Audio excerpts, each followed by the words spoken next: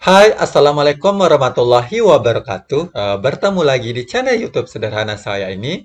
Jadi untuk kesempatan kali ini, mari kita belajar tentang soal pretest PPG untuk guru SD. Dan ini merupakan bagian ke-13. Nah, seperti video sebelumnya, tentu di video kali ini ada beberapa catatan yang perlu teman-teman perhatikan. Catatan yang pertama di sini, soalnya terdiri dari 10 soal. Dan 10 soal ini mari kita belajar tentang mata pelajaran bahasa Indonesia. Dan tentunya mari kita berdiskusi apabila teman-teman menemukan ada jawaban atau pembahasan yang salah. Sekali lagi, mari kita berdiskusi karena ini terkait dia dengan mata pelajaran bahasa Indonesia. Jadi nanti kadang kita memiliki perbedaan jawaban atau perbedaan pendapat. Nah, untuk itu, mari kita tidak berlama-lama, kita langsung ke pertanyaan yang pertama. Nah, untuk pertanyaan yang pertama, Beta sudah pandai menuliskan namanya sendiri sebelum ia masuk SD. Kemungkinan besar Bu Indah, guru TK-nya, telah mengenalkan menulis permulaan. Selain diajari menuliskan namanya sendiri, Beta juga dikenalkan menulis kata yang dia tahu.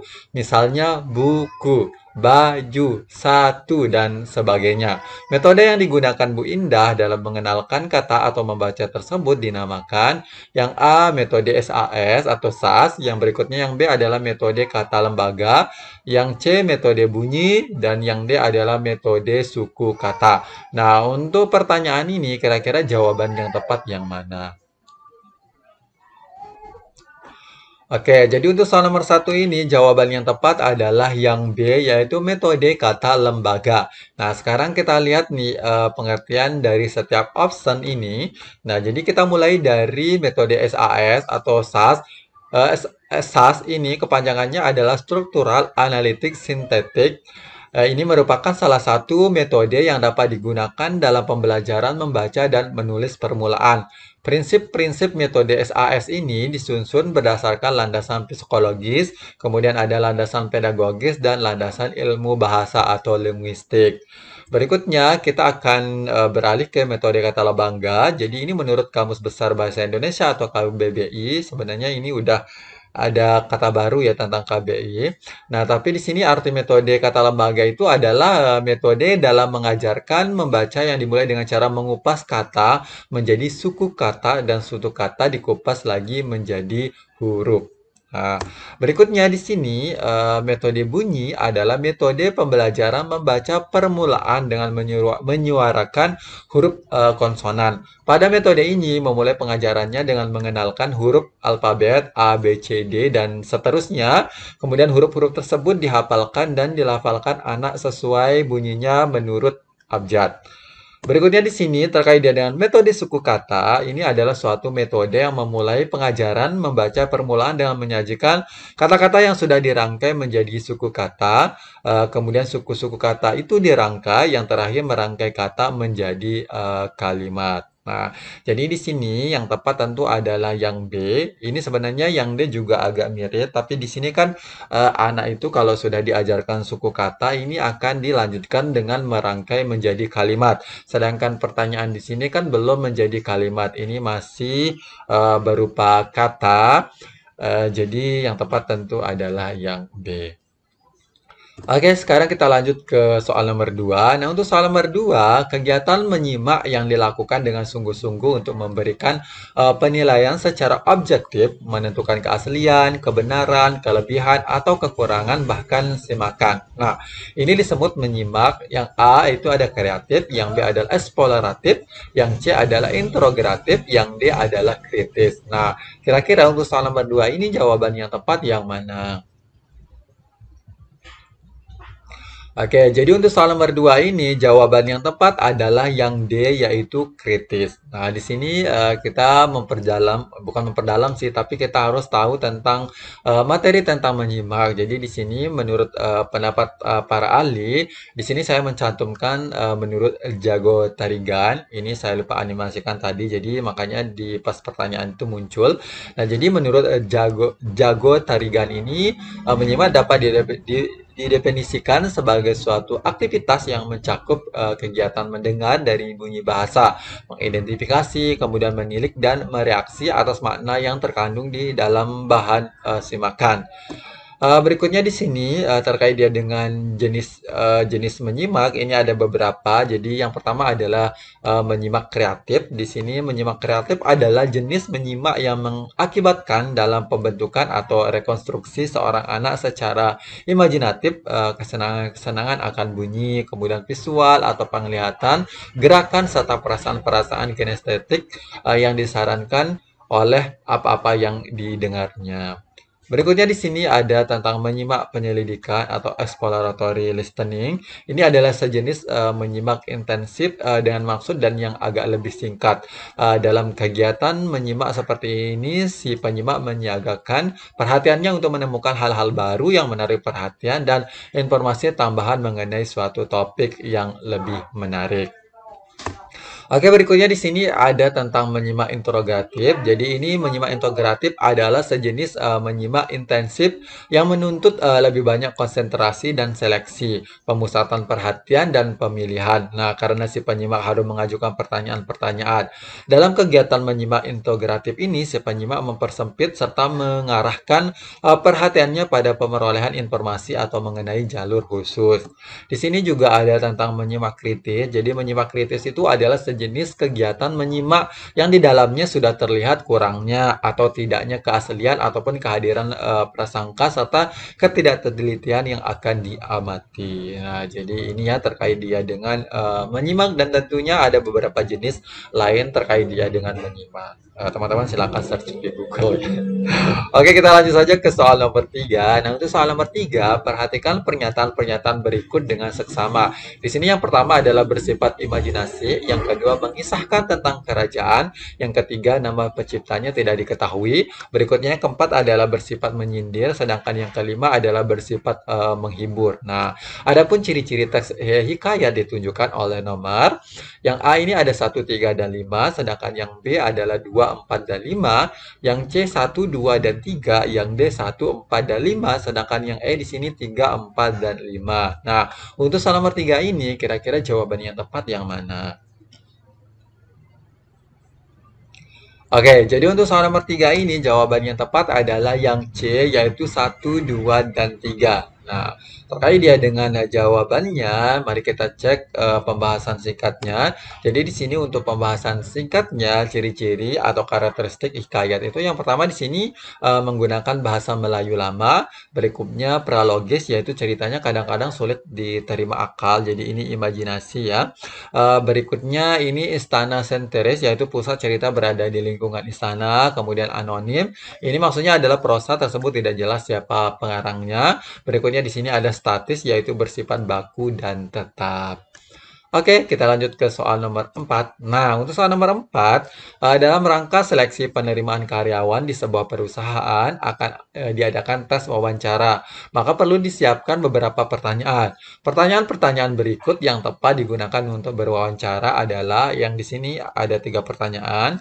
Kemudian yang A ini, apa tujuan Anda bekerja di sini? Berikutnya, Anda ingin bekerja sebagai apa? Berikutnya, apakah Anda ingin gaji yang besar? Yang B di sini, apakah Anda pernah bekerja? Berikutnya, berapa tahun Anda pernah bekerja? Yang berikutnya adalah keterampilan apa yang Anda miliki. Nah, yang C-nya di sini, apakah Anda ingin bekerja? Berikutnya yang kedua, berapa gaji yang Anda inginkan? Yang ketiga, Anda ingin bekerja sebagai apa? Yang D, kapan Anda ingin bekerja? Berikutnya, mengapa Anda ingin bekerja? Berikutnya di sini siapa yang memberitahu bahwa di sini ada lowongan pekerjaan. Nah, untuk soal nomor 4 ini, kira-kira pertanyaan yang tepat ketika diwawancara itu yang mana sih?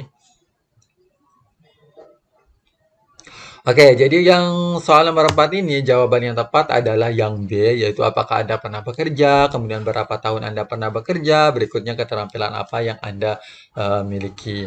Nah, di sini tidak terlalu rinci terkait dia dengan penjelasannya, karena biasanya wawancara itu ya tergantung dari istilahnya apa yang mau kita wawancarai, misalnya tentang pekerjaan apa. Itu maksudnya ya. Jadi di sini kita cari pengertian aja tentang wawancara. Nah, jadi wawancara merupakan salah satu cara atau metode untuk mendapatkan data atau informasi. Oleh karena itu, narasumber yang diwawancarai harus orang yang menguasai informasi sesuai dengan topik yang ditentukan. Nah, di sini dalam membuat pertanyaan untuk ditanyakan pada narasumber, kita bisa menggunakan kata tanya seperti kata apa, siapa, bagaimana, mengapa, kapan, di mana, dan berapa. Nah, penggunaan kata tanya ini juga disesuaikan dengan informasi yang ingin kita dapatkan. Jadi, kita harus menentukan dulu tema wawancaranya. Nah, di sini ya penjelasannya terkait dia dengan nomor 4. Oke, sekarang kita lanjut ke soal nomor 5. Untuk soal nomor 5, para petani mengeluhkan mahalnya harga benih tanaman pangan seperti benih padi, jagung, dan kedelai. Nah, sejak musim tanam, harga benih padi naik sekitar 60%, sementara harga benih jagung dan kedelai mulai musim tanam saat ini naik 75% dan 90%. Nah, kenaikan harga benih tanaman pangan yang tertinggi adalah kedelai. Nah, pernyataan yang merupakan isi bacaan tersebut adalah yang A, harga benih tanaman padi mengalami kenaikan 60%, yang B, sejak musim tanam harga benih tanaman naik, sedangkan yang C di sini kenaikan harga benih tanaman pangan relatif sama. Yang D, petani mengeluh harga benih tanaman jagung naik hingga 90%. Nah, untuk soal nomor 5 ini kira-kira jawaban yang tepat yang mana? Oke, jadi untuk soal nomor 5 ini jawaban yang tepat adalah yang B, yaitu sejak musim tanam harga benih tanaman naik. Oke, di sini uraian singkatnya. Jadi isi bacaan adalah kandungan yang terdapat dalam sebuah bacaan yang dapat diambil oleh pembaca. Nah, jadi ini seperti topik ya atau tema dari sebuah teks atau bisa juga dari kesimpulan dari sebuah teks ya. Oke, jadi di sini ada beberapa cara bagaimana cara kita mengisi atau menentukan isi suatu bacaan. Jadi yang pertama di sini kita harus membacanya secara sekilas. Yang berikutnya ini mencari kata kuncinya. Berikutnya adalah membaca judul bacaan. Berikutnya di sini kita membaca kalimat bagian terakhir. Nah, tapi di sini walaupun kita membaca sekilas, ini kita perlukan juga pemahaman ketika kita membaca. Makanya di dalam bahasa Indonesia itu ada teori bagaimana cara kita membaca cepat tapi istilahnya kita bisa menyerap apa yang kita baca tersebut atau memahami bacaan tersebut. Nah, jadi ini ya terkait dia dengan isi bacaan atau bagaimana cara kita menyimpulkan sebuah bacaan di dalam sebuah teks. Oke, kita beralih ke soal nomor 6. Bacalah kalimat berikut. Nah, di sini pada proses penjemuran ikan asin ada perubahan pada sel-sel daging ikan sehingga muncul bahan-bahan nitrat yang dikenal sebagai nitrosamin. Nah, kata Ketua Yayasan Kanker Indonesia. Nah, di sini pertanyaannya adalah kesalahan penggunaan tanda baca pada kalimat tersebut adalah yang A, tanda seru seharusnya diganti dengan tanda titik. Berikutnya yang B, tanda seru seharusnya diganti dengan tanda tanya. Yang C, tanda seru seharusnya diganti dengan tanda koma. Yang D, tanda seru seharusnya diganti dengan tanda hubung. Nah, untuk soal nomor 6 ini, kira-kira jawaban yang tepat yang mana? Oke, jadi untuk soal nomor 6 ini, jawaban yang tepat adalah yang C, yaitu tanda seru seharusnya diganti dengan tanda koma. Nah, untuk soal nomor 6 ini, kalau kita tidak teliti, kadang kita merasa bahwa teks tersebut benar, tapi ini kita terbantu untuk optionnya. Jadi maksudnya optionnya tidak terlalu istilahnya banyak variasinya, karena yang kita ubah kan sedikit. Jadi teman-teman sekali lagi untuk pertanyaan seperti ini itu benar-benar teman-teman mempelajari tentang ejaan, cara membaca atau tanda-tanda baca itu perlu teman-teman pelajari. Nah, di sini tentunya ketika ada dialog semacam ini, ketika ada kata itu berarti maksudnya setelah tanda kutip itu kemudian digabung dengan setelahnya itu ada kalimat kata, berarti itu memang kita harus akhiri dia dengan koma. Beda dia kalau kita memang tanda seru berarti nanti perubahan maksudnya kata-kata ini kita ubah menjadi seru Ketua Yayasan Kanker Indonesia. Atau biasanya tanda seru itu ketika salah satu tokoh atau menggambarkan dialog itu dia berbicara agak sedikit nyaring atau keras. Oke, sekarang kita lihat uraian singkatnya. Nah, jadi di sini untuk uraian singkatnya, tanda baca digunakan untuk memperjelas dan mempertegas isi bacaan yang disampaikan kepada pembaca. Nah, di sini fungsi tanda baca itu di sini ada beberapa ya. Jadi kita mulai dari yang pertama, ini tanda baca titik itu digunakan pada akhir kalimat bukan pertanyaan atau seruan. Sedangkan yang nomor dua di sini ada tanda koma digunakan di antara unsur-unsur dalam suatu perincian atau pembilangan, memisahkan memisahkan anak kalimat dari induk kalimat jika anak kalimat itu mendahului induk kalimatnya atau memisahkan petikan langsung dari bagian lain dalam kalimat. Nah, di sini untuk soal nomor 3, tanda petik itu digunakan untuk menggapit petikan langsung berasal dari pembicara, naskah, atau bahan tertulis lain. Yang keempat, di sini tanda baca titik 2 digunakan pada akhir suatu pernyataan lengkap diikuti rangkaian. Yang kelima di sini adalah tanda hubung digunakan untuk menyambung unsur-unsur kata ulang, merangkaikan se dengan kata awal berhuruf kapital, ke dengan angka, angka dengan an singkatan berhuruf kapital dengan imbuhan atau kata dan nama jabatan rangka. Nah, jadi fungsi tanda baca ini dari nomor 1 sampai dengan nomor 5 ini silakan teman-teman pelajari. Siapa tahu nanti juga ada yang keluar dan pertanyaannya mungkin kalimatnya lebih panjang dari contoh yang ini ya. Oke, sekarang kita lanjut ke soal nomor 7. Yang untuk soal nomor 7, ayah memerlukan waktu lama untuk memulihkan tulang kaki. Nah, ini rumpangnya ya. Jadi penulisan ejaan yang tepat untuk melengkapi kalimat rumpang tersebut adalah yang A pasca operasi, yang B adalah pasca operasi, yang C adalah pasca operasi, sedangkan yang D adalah pasca operasi. Nah, untuk soal nomor 7 ini kira-kira jawaban yang tepat yang mana? Oke, jadi untuk soal nomor 7 ini jawaban yang tepat adalah yang A, yaitu pasca operasi. Nah, jadi terkait dia dengan soal semacam ini, jadi teman-teman itu harus memperbanyak kosakata dalam bahasa Indonesia, apalagi terkait dia dengan penulisannya yang benar, karena memang ada beberapa kata yang memang kebiasaan kita menulisnya, tapi sebenarnya kalau kita melihat dari KBBI-nya atau yang bakunya itu kadang bukan tulisan yang sebenarnya. Nah, ini seperti yang soal nomor 7 ini kan, yang A dan D ini kan sama, tapi ternyata kalau kita teliti itu kan tulisannya berbeda ya. Oke, sekarang kita lihat uraian singkatnya. Jadi, ejaan yang benar yaitu dengan menggunakan huruf dan kalimat yang benar. Nah, di sini pasca operasi, jadi tulisannya benar adalah pasca operasi, di mana artinya adalah pasca bedah. Oke, kita lanjut ke soal nomor 8. Nah, untuk soal nomor 8 ini sama dengan yang tadi. Perhatikan kalimat rumpang berikut. Nah, ini titik-titik. Warga yang tinggal di perbukitan diminta waspada terhadap banjir titik-titik kata Anto. Nah, tanda baca yang tepat untuk melengkapi kalimat rumpang tersebut adalah yang A ada tanda kutip, kemudian ada tanda kutip, tanda koma.